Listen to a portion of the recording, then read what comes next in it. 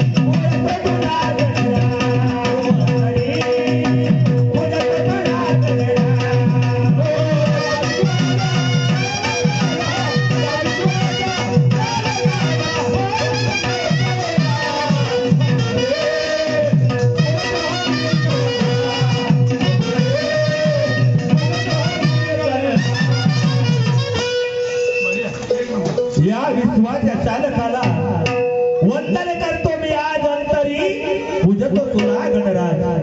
जपी तपी संन्यासी झाले, भक्ती करता करता थकून गेले, पण त्या परमेश्वराचा अंत लागलेला नाही. म्हणून म्हणायचे काय बांधवर शब्दाकडे लक्ष असू द्या.